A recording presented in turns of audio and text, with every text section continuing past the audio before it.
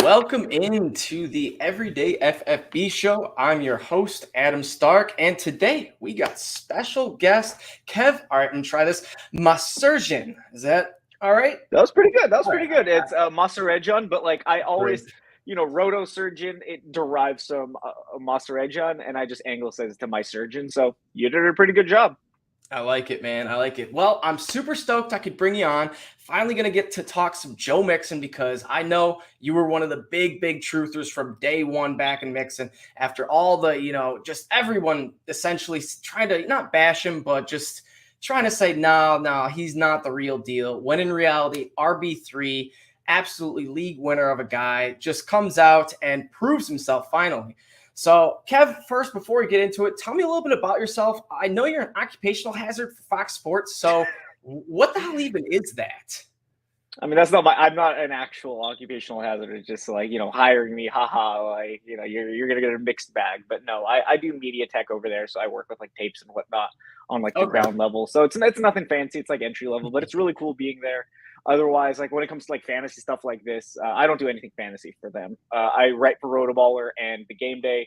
Well, I also have my podcast, The Operating Room, which you guys should go check out like after this. But I'm in baseball season right now. Football is coming soon, as obviously you can see. We're on here ready to talk some 2022 ball. Oh yeah, man. It's getting closer day by day. And one thing I will say before we get into it, it seems like everyone is bulking up. I saw a report. Now DeAndre Swift looks jacked out of his mind. Where there was a report the other day, Najee Harris bulking up. So are these guys trying to get like Joe Mixon now, or are we seeing a trend? I mean, Mixon's big. Like he's 6'1" and like 220-ish pounds, so it's kind of natural for him to be that size.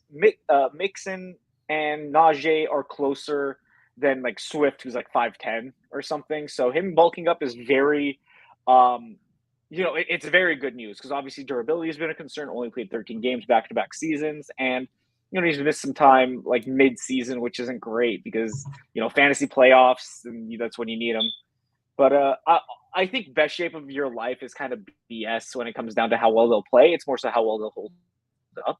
So yeah, I mean, I'm still in. I wasn't out on Swift before, but it kind of reinforces. Hey, maybe he'll play 15 games this year. I hope so, man. Being a Lions fan, I am. I would love that. I'm ready for the breakout season for him to stay healthy and show that he's not just a fantasy stud, but a real life stud too. Yeah. But we are talking AFC North running backs, not NFC North running backs. So let's just jump right into this and start off with the best. And that is Sir Joe Mixon. Finished last year, RB3. I'm just going to list a few stats off for him. He only had 4 single-digit fantasy performances all year. Pretty good. Finished RB3, like I mentioned, with 1,205 yards, 13 touchdowns.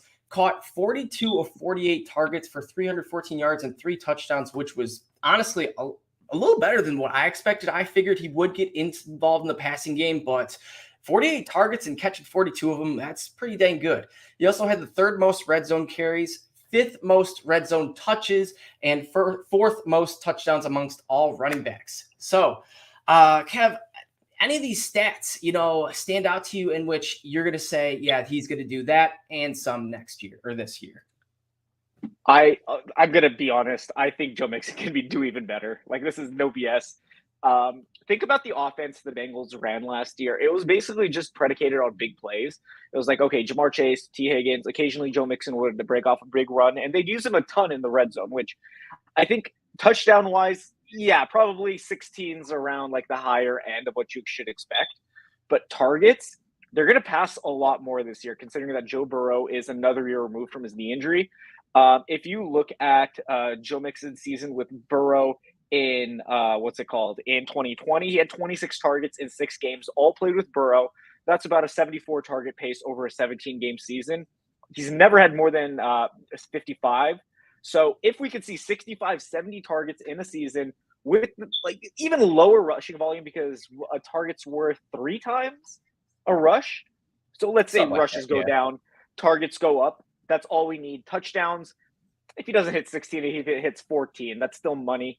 You could see a replicated RB3 season, but with even better, more stable stats like targets, which are very important, obviously, the touches overall. So I'm very optimistic he could replicate the season. The O-line's beefed up. They signed the interior O-line specifically. I think they got Brandon Sheriff and a couple other guys. I'm not They got sure. Lael Collins as well. They signed 2, maybe 3 offensive linemen. I'm very optimistic he could replicate. There we go. Yeah, I'm looking up. I haven't actually looked it up, but I know they signed a bunch of depth inside. And Jonah Williams is a stud at left tackle, so it's not like their offensive line was in shambles necessarily. It was just the interior. And for what it was last year and what, people thought it would be, it wasn't terrible. I mean, we all saw the memes of, the Joe Burrow getting sacked before he could throw to Jamar Chase and the whole Penny Sewell, that meme I'm talking about. It was, people were really confident that this offensive line was going to struggle. And it almost seemed like the wide receivers and weapons were just so good that it didn't really matter a whole lot. So when this offensive line gets, takes that next step, which I absolutely think they will, adding, a couple of the guys we just mentioned, I really think that teams will now not just have to focus on like Mixon, Higgins, Chase. It'll be everyone, Boyd, Burrow. Mm-hmm. You're going to see Burrow start to run more. And when that happens, it's just going to create a chaos for the whole defense. And you're going to see people start to say, oh, no, too many mouths to feed. But look at I'm going to compare it to the Chiefs offense a couple of years ago when they had Chiefs offense like 2019. Mahomes went crazy. His big, crazy year. He had enough to feed everyone. I'm not saying Burrow's going to throw for 50 touchdowns and 5,000 yards, but that offense is going to be similar, in which they're going to have weapons where you're going to have to double team Chase. And if you don't want to do that, you're going to have to double team Higgins. If you want to do that, you're going to have to double team Mixon. It's like someone's going to need a double team. When that happens, the other person's going to explode. So I honestly think we're going to see just rotations of good weeks consistently with 1 week, great week of Jamar Chase popping. Then it's Mixon, then it's Boyd. Maybe not Boyd so much, but Higgins, Burrow has a phenomenal week. But man, I'm excited for this Bengals offense. Absolutely. Like it wasn't actually Brandon Sheriff, my bad. It was Alex Kappa. I believe that's from Tampa Bay. So wrong guard, but still very good. And Lyle Collins, as you mentioned. But like they beefed up like most of the offensive line aside from left tackle. So I just want to clear that up. But yeah, like you said, it's going to be all systems go as long as everybody's healthy. They're going to be moving the ball very well. Mixon could probably have the highest rushing efficiency of his career. So again, if the touches go down from the rushing standpoint, the efficiency goes up, targets go up. Everything's just, he could build a similar base to have another top 5 RB season. RB1 overall, maybe a little lofty, but I'd say up to RB2. Hey, if he stays healthy, that's honestly half the part in running backs. If they could play, 16, 14, 15 games, then it's hard not to finish as an RB1 if you're having a decent season. So, I'm talking like overall. I'm not talking like. Oh, no. Yeah, no, I'm talking like. I'm right there with you. So, like, if he does play 16, because he's going to have a great season. So, if he plays 16 and, CMC gets hurt, Henry falls off, he essentially pretty much has to beat Jonathan Taylor. And that's it. I mean, who's he competing with? Chris Evans and Samaje Perine. He had 70% of the rushing. He had 70% of the rushing touches last year. And then, like, again, the passing usage should go up. They use Samaje Perine on third downs. They're probably going to do that again. But again, on neutral really downs. Yeah, what? I think Mixon will get even more like third down usage than he was last year. And based off of one play and one play only, the Super Bowl fourth quarter, Samaje Perine had a 3rd and 1 run. One of his 2 carries, both of his carries were third down, I think third short, and he lost yards or didn't gain any on both. Mm-hmm. And why Mixon did not get that ball on one of the most important touches in the Super Bowl blew my mind forever. And I honestly think, I'm trying to blank on the coach's name, Zach Taylor. Jeez, I just knocked my air out of my chair too. But Zach Taylor, I think he regrets that. He knows that he should have given it to let Burrow do something, let Chase do something, let Mixon do something, because those are by far the 3 best players. I mean, as a Rams fan, so speaking from that's right, yes, here, I'm very happy they didn't give the ball to Mixon. So the one time in my life that I've had a lot of Joe Mixon throughout my seasons of fantasy football. The one time I was very happy they did not give the ball to Joe Mixon. So thank you, Zach Taylor, former Rams coach. So maybe he was doing us a little shady favor there. I know, yeah, it's kind of interesting. But what also was interesting is these NFC North or AFC North running backs are kind of in a row. As in Najee is his ADP right now is 6, Mixon 7, Chubb 8, and then Dobbins falls down 22. But out of these three guys, I think we could both, clearly say that Mixon is the one. Is Najee clear ahead of Chubb, or are you still, giving Chubb some love, especially after the Watson signing? I am giving Chubb love after the Watson signing. I think that's a fantastic. Even if Watson only plays like 8 games, there's a possibility he's suspended for the full season. And you know what? Still doesn't matter for Chubb because he still finished as an RB1 with like Baker Mayfield. Obviously, Jacoby Brissett's a massive, massive downgrade, but you never know. If you get a Watson, maybe next year he's suspended, not this year, whatever. I think Chubb's going to have a good season regardless. He could potentially have a great season. But yeah, Najee is the number 2 because of the targets. I think Chubb could see more targets this year, but you could double his, and it's not even close to whatever Najee is going to hit, like his 70, 80, 90 targets or whatever he does. So yeah, it's Mixon, Najee, and then Chubb for sure. Like that's the order. And then obviously Dobbins way at the bottom. Yeah, I will say the one thing that does concern me a bit, and ironically, this was the big concern for Joe Mixon last year, and it was his yards per carry. And Najee is set at 3.991. And for me, I'm just part of me says, no, this will come up. Mixon did this exact same thing. Don't base your knowledge off his yards per carry. But part of me is like, I don't know, man. This offense is kind of just different now. How is he going to do with Pickett / Trubisky maybe? And I'm not sure. So Najee Harris, do you think that Trubisky or Pickett will be the guy that's going to, improve his either yards per carry or just his overall play? I don't think it matters because he was so inefficient last year that it's hard to be worse. And I don't want to say it's an upgrade, but it's hard to be a downgrade too. At least Trubisky's mobile. Pickett's mobile too. Pickett could run. My thought process is just keep it the same. Like there's no reason to think. I mean, maybe the passing volume as a whole goes down, and maybe the offense slows down because Big Ben is known to run a very fast-paced offense. They had 1,113 plays last year. I'd say knock off 100 if you're projecting for 2022 because a rookie quarterback or Trubisky or whatever is not going to throw at the pace of Big Ben, who is just, shotgun, just very quick plays, get him out. So I think the volume is going to go down. Efficiency similar-ish because he was at 5 yards per target and 3.9 yards per carry. So that's reasonable. And, they have offensive weapons. Deontay Johnson, Claypool, Pickens. I love George Pickens.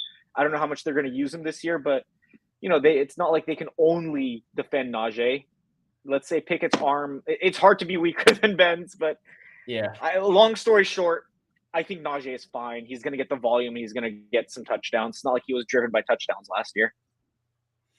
Yeah, I agree. Najee also led the league as a rookie in touches, so you got to imagine that probably will come down just based off of, like you mentioned, I didn't even think about this. Yeah, Big Ben, he's a quick thrower. And not just that, but he would make sure guys caught it. It was check down slants, real easy stuff.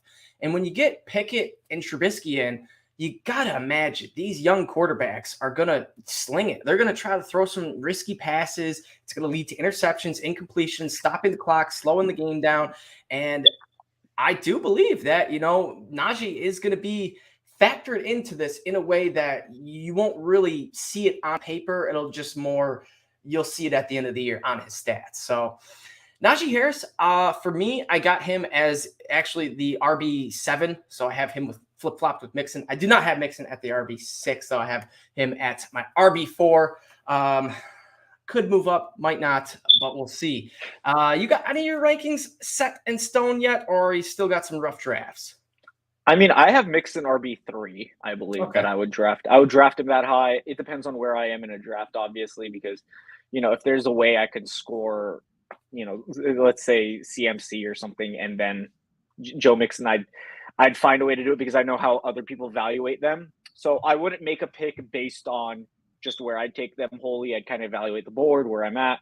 But if Mixon's in front of me and for sure JT and Eckler, those are the two I'm not going to I'm not going to move Mixon ahead of him just solely for JT is the best in the league right now, and Eckler, just targets are ridiculous. The offense is one of the better in the league. I mean, his is going to be really good, but you can't go wrong. So, yeah, beyond that, Mixon is 3, but I might draft CMC 3 depending on the league format. And then Najee, I think 6, 7, somewhere in that range, like you mentioned. I don't have it set in stone, but I have tweeted it out. It's just, I tweet out my rankings at the moment because I haven't even done my projections. But Yeah. Injuries change things. Team, added personnel changes things. So we're still kind of going through the motions. There's all sorts of stuff that's going to happen that we don't even realize. I mean, a couple of years ago, I'll never forget when Tyrod Taylor got his lung punctured from a team doctor. It's like, who could have ever guessed something like that would ever happen? So you just never know. Something fluky could happen. We all the time see, not just starters, but backups, running backs, players, all guys get injured, tear ACL, something. So we'll likely see a few in preseason OTAs, offseason workouts, all that good stuff. But knock on wood that our boy Mixon stays healthy and makes it through the full season. But let's move on to our next guy. This one's a little bit tricky for me, J.K. Dobbins. And by tricky, I mean he's coming off some ACL surgery, didn't play at all last year. It seemed like he was going to have his breakout year. A lot of people were really high on him. And then all of a sudden he tears his ACL and Gus Edwards comes to fruition. And tons of people are saying, oh, here we go. Get on board the Gus bus. This is what we're going to see. J.K. Dobbins should have been. And then Gus Edwards tears his ACL. So it was an interesting backfield that the Ravens had to work with Le'Veon Bell, Devonta Freeman, Justice Hill, maybe not Justice Hill, Tyson Williams, that's what I was thinking of, but all sorts of different guys. And finally, they have their boy J.K. Dobbins back. So the other factor I will say is Hollywood Brown is out now. And that was kind of like Lamar's boy. So we know Mark Andrews he's locked and loaded into that 1A spot. Who is going to claim that 2 spot? Is it going to be Bateman or is it going to be Dobbins? Oh, I mean, in terms of touches or in terms just of just like your number 2 option. You got a third and short. Are we giving it to Dobbins? Are we looking for a Bateman? Yeah, I think they're looking at Bateman or they're looking for Lamar to run. I don't think Dobbins is the number 2 option. And nothing against him. He's a very talented running back, and I was on him last year as the breakout. At the early 3rd round, wherever his cost was, but beyond injury, it's very tough to obviously come back from an ACL, even though, advancements in surgery are incredible. He suffered his in the preseason, so he's had plenty of time to heal. But as a running back, making those cuts, just trusting your legs is, sometimes very difficult. His touch is somewhat of a concern. You have to look at the way they operate their backfield. They do rotate a ton. Gus Edwards is back as well. He's kind of that hammer in the middle of the field. Sometimes in the red zone, not so much. That's where J.K. Dobbins might come into play. Lamar Jackson's usually the guy who comes into play. But if I'm looking at I'd rather have Rashad Bateman this year than J.K. Dobbins, just straight up in every sort of league. Because I think Bateman just fantastic as a football player. He's not coming off of ACL surgery. He had the hernia last year that he had surgery for. Preseason, missed some of not OTA. I forgot what he missed in the preseason, but he wasn't 100% last year, and it looked like it. He didn't really look like himself, but he still performed fairly well. So I take the guy who played last year and is coming fully healthy this year to the guy rehabbing and potentially in a rotation. I don't think they're going to take Bateman off the field, honestly, especially after the Hollywood Brown trade. So, yeah, you got to imagine, obviously Hollywood was disgruntled in his situation, but the Ravens had control. They didn't need to trade him. So I think this was a Hollywood coming to them, John Harbaugh talking to the front office saying, look, maybe we could make this work. This Bateman kid was pretty special. We still have Mark Andrews. Dobbins is coming back. And who knows if, Duvernay or I don't even know any of those. Tylan Wallace, baby. Tylan Wallace, that's right. Yeah, okay. Yeah. So who knows if one of those guys jumps up and, is some sort of wide receiver 2 that contributes, because if that happens, then they're almost not filling the void of Hollywood Brown, but they are in a different way, if that makes sense. The thing is, Andrews is the wide receiver 1, Bateman's the wide receiver 2 in that sense. So they already have the receiving end. Yeah, that's true. Blockers and whatever. It's more or less the Boyle injury depth at this point. Yeah, of course. But when it comes down to Devin Duvernay, he's going to be on the field a lot because he's fast. He spaces the field really well. Prosh is kind of their slot. I don't know how much he'll play, but they have speed, they have spacing, they have better blocking this year. I believe they added some pieces. They added Morgan Moses, Kevin Zeitler, Tyler Linderbaum in the first round. They're getting Ronnie Stanley back. They didn't have like any of their offensive line last year. They were like Alejandro Villanueva. So think about the Ravens' offensive line is improved. That's why, like, if you do like Dobbins, beyond his injury, the offensive line and the team is healthy. Lamar's healthy. So, efficiency on the ground should be good. I don't know how much they're going to use him in the red zone. I don't know how much they're going to target him. 24 targets as a rookie. It was bound to go up. But now this season, they're getting Gus Edwards back again, like I mentioned. They got Mike Davis, who's a decent third down back. They added Tyler Linderbaum, too. I don't know if you mentioned that, but yeah, he's fantastic. But that's huge. Like, all these pieces are great for Lamar. The offense, just time to throw. All of these things are good. Just Dobbins. I know he's good with the ball in his hands, but he's not the best hands catcher, let's just say. So, maybe he's not this breakout or receiving target, but maybe next year. I'm not buying in this year. Fair points. One thing that the Ravens did talk about, and they kind of did follow through with it, was they wanted to sign a veteran. They talked about signing Melvin Gordon. It seemed like he was probably not set in stone, but it seemed like the Ravens were the team because he had either one interview or two interviews or one really good interview, something like that. But it seemed like Melvin Gordon was going there. They did not get Melvin Gordon. Instead, they opted with Mike Davis, who is, say what you want, but he has shown that he can get it done. And he's obviously not getting a full workload, he'll probably split with Gus Edwards for the number 2 role. So how much of the Ravens talking about they adding, Melvin Gordon and then actually adding Mike Davis, how much does that impact J.K. Dobbins, if at all? I mean, it certainly does. They have another vet in the backfield who's not coming off an ACL tear, unlike Gus Edwards and J.K. Dobbins. They also have Tyler Beatty, solid rookie running back out of Mizzou. He's not like a ground guy. He can kind of do some work on the ground. He's kind of like a McKissick, just gadgety, really good. He's a really good receiver. So I think they could they could have a 4 RB backfield. He could be the new Justice Hill, but actually good.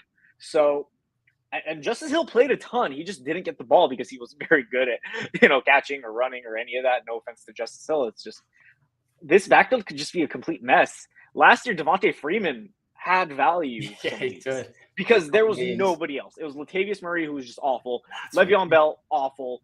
And then Tyson Williams, who just fell off the face of the earth. So this year, it could be just like, you'll never know who's going to go off in any week. And maybe that's what they want. Maybe they want to be this wild card team. And then in 2023, they go to Dobbins as their guy. Just, I don't know if I buy it this year.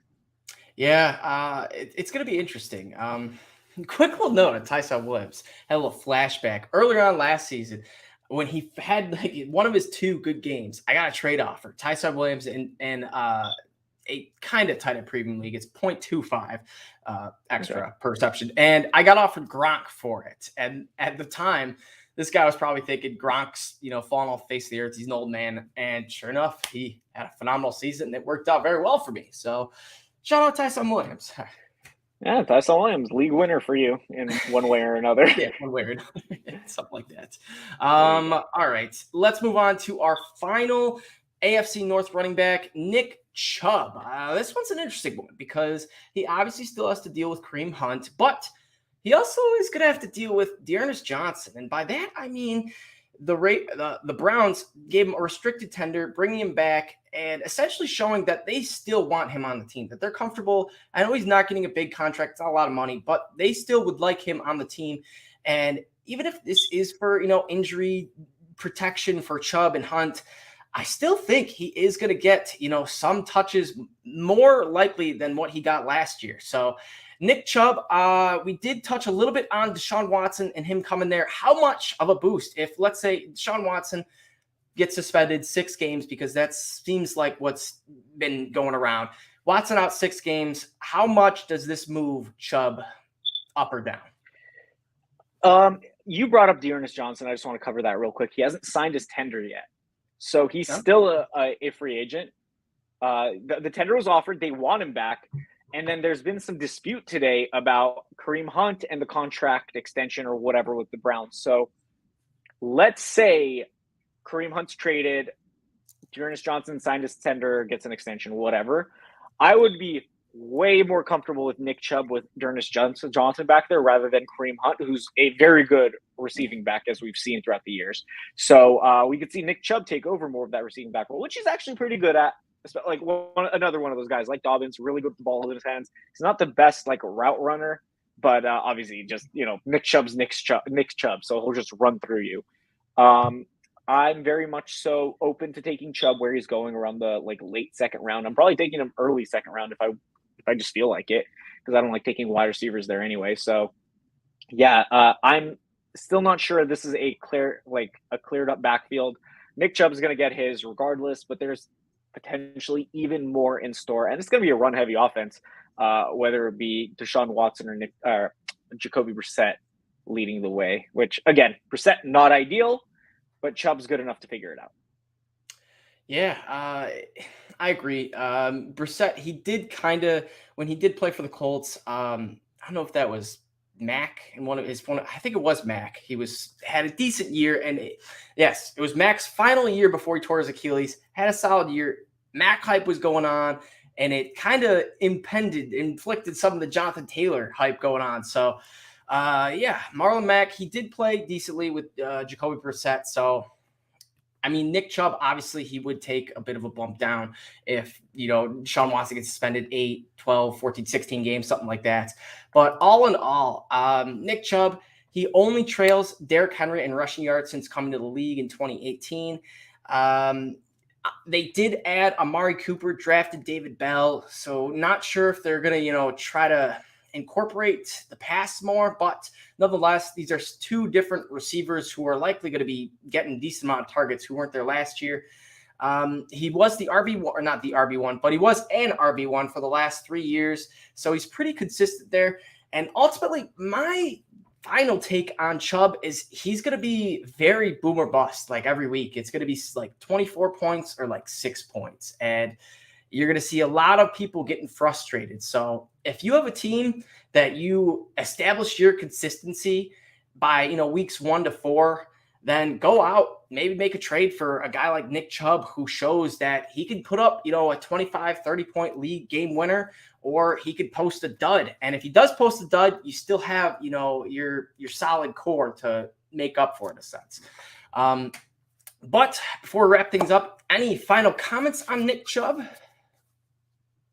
I mean, if I'm looking at a schedule, it's Carolina, the Jets, Pittsburgh, Atlanta, then the Chargers, New England, Baltimore, Cincinnati. Not the best rushing defense in the NFL. I mean, I think Baltimore is decent, but Pittsburgh too. But I don't know. Overall, that's a pretty easy start to the schedule. So even if Deshaun Watson's gone, Chubb could still find a way to make it work. Not that, we should be projecting defenses and making that the only reason. But, again, we have the stipulation of Watson and everything going on with him, which is still very unclear as to how many games, if he's going to get suspended, which, we have no idea. Again, I think it's a safe bet that Chubb is just going to be good regardless. Like you mentioned, boomer bust, but if you're playing in best ball, who cares?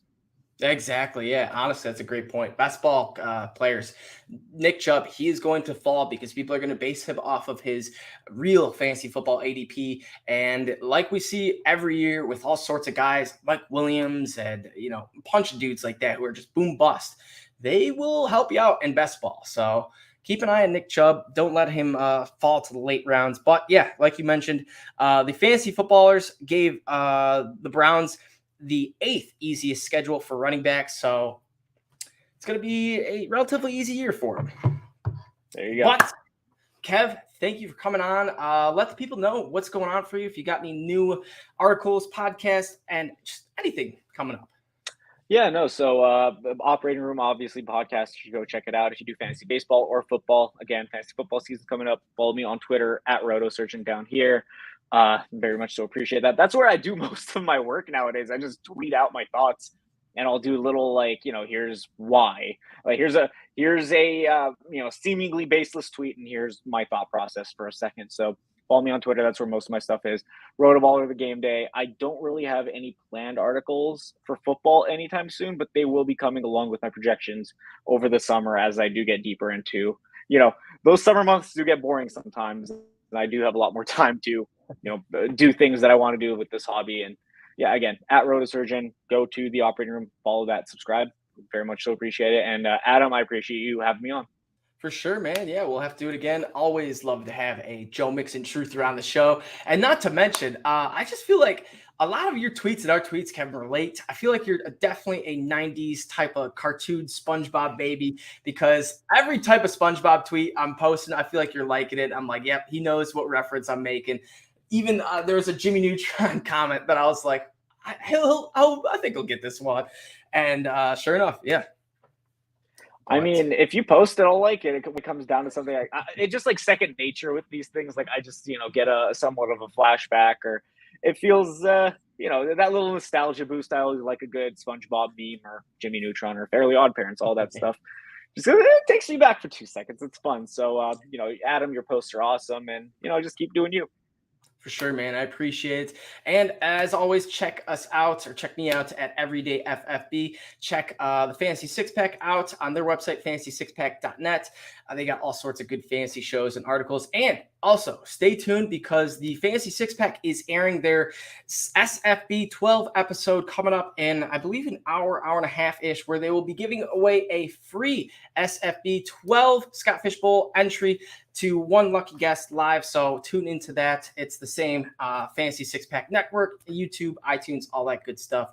But once again, thanks for coming on, Kev, and to a great season of Joe Mixon. Let's make it happen.